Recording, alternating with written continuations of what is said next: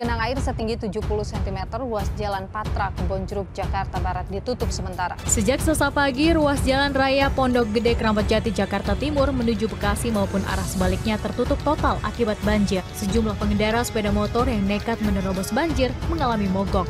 Di wilayah Jakarta Barat, ruas Jalan Raya Perjuangan juga terendam banjir.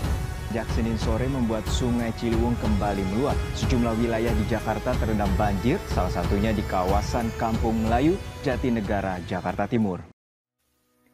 Dapat dilihat bahwa permasalahan banjir di Jakarta selalu menjadi isu nasional. Salah satu penyebab banjirnya adalah terbatasnya lahan dan ruang terbuka hijau yang ada di Jakarta. Keterbatasan tersebut disebabkan banyaknya pembangunan gedung serta bangunan lain yang membuat tata lahan kota Jakarta selalu berubah-ubah. Ini berakibat sulitnya memperluas area resapan hujan dengan menambah RTH, padahal keberadaan RTH sebagai bidang yang mampu meresap air sangat diperlukan dalam mengatasi banjir di Jakarta.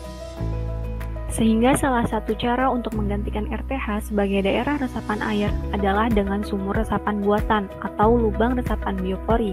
Salah satu metode yang kami gunakan untuk mengkaji ketersediaan lahan dan potensi daerah resapan air menggunakan teknologi penginderaan jauh. Adapun data utama yang digunakan dalam penelitian ini berupa data citra Landsat 5 dan Landsat 8 Provinsi DKI Jakarta yang kemudian diolah menggunakan software ENVI dan ArcMap. Dengan menggunakan indeks vegetasi NDVI, didapatkan peta ketersediaan ruang terbuka hijau pada tahun 1990, 2010, dan 2020. Begitupun dengan menggunakan indeks NDBI, juga dikaji ketersediaan daerah terbangun pada tahun 1990, 2010, dan 2020. Selanjutnya, dengan mengkombinasikan indeks NDBI dan NDBAI, didapatkan peta ketersediaan lahan terbuka di DKI Jakarta pada tahun 2020. Lahan terbuka merupakan lahan yang tidak ditutupi oleh pemukiman atau lahan terbangun, sehingga selain memperhitungkan ketersediaan ruang terbuka hijau, lahan terbuka ini juga akan digunakan dalam kajian potensi perluasan area resapan air di Provinsi DKI Jakarta.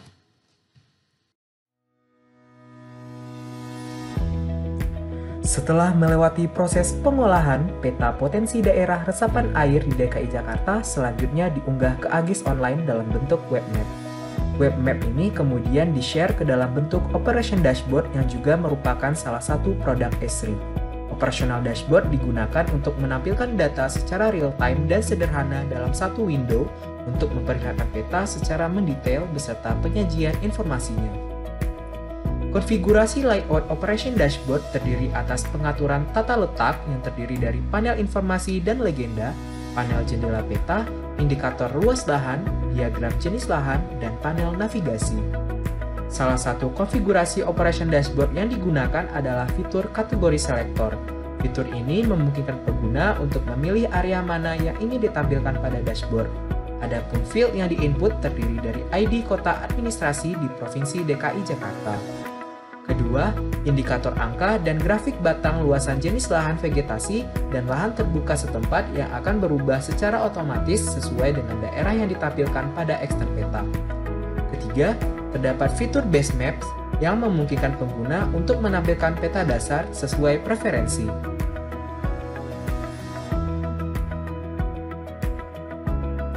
Selain itu, juga terdapat fitur Layers yang memungkinkan pengguna untuk mengaktifkan dan menonaktifkan layer yang ditampilkan pada peta.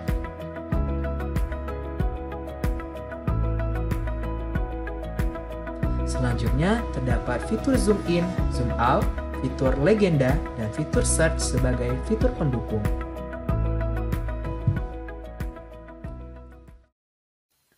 Lubang resapan biopori atau LRB merupakan salah satu teknologi sebagai upaya strategis untuk meningkatkan daya serap air dan meminimalkan terjadinya banjir. LRB memiliki manfaat lain jika diaplikasikan, seperti dapat meningkatkan infiltrasi air yang dapat menguntungkan pada kesumburan tanah. Selain itu, biopori juga berkontribusi mengurangi limpasan air, serta erosi tanah potensial di daerah miring, dapat memperbaiki ekosistem tanah, menambah cadangan air tanah, mengatasi kekeringan, mempermudah penanganan sampah, serta menjaga kebersihan, dan dapat mengatasi masalah yang disebabkan oleh genangan.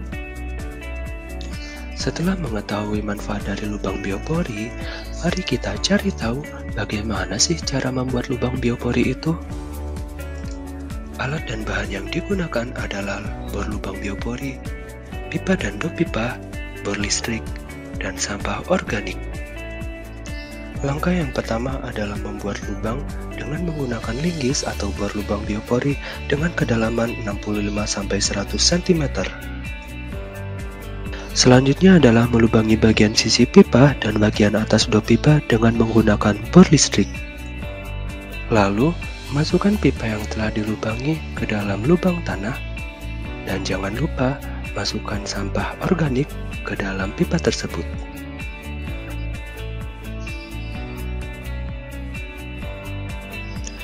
Jangan lupa ya, tutup pipa dengan dop pipa, lalu timbun bagian sisinya dengan tanah. Lubang biopori ini dapat dibuat di banyak tempat, contohnya adalah ruang terbuka hijau yang ada di Jakarta, serta lahan kosong di Jakarta yang sudah kami petakan. Assalamualaikum warahmatullahi wabarakatuh. Saya Rifki Anugrah selaku aktivis lingkungan mendukung penuh penerapan lubang biopori resapan untuk mengurangi dampak terjadinya banjir di Jakarta oleh tim penelitian ini. Semoga penelitian ini dapat berjalan dengan lancar dan dapat diterapkan di lapangan secara langsung. Sekian, terima kasih. Wassalamualaikum warahmatullahi wabarakatuh. Sebagai seseorang yang berkecimpung dan terjun langsung di dunia geodesi dan geomatika, saya menjadi terinspirasi dari tulisan yang dibuat oleh Fatwa dan kawan-kawan ini. Ternyata bidang yang saya pelajari ini dapat diaplikasikan dan dimanfaatkan untuk menjawab permasalahan-permasalahan yang muncul di masa sekarang dan juga masa mendatang. Salah satu penerapannya adalah melihat potensi resapan air.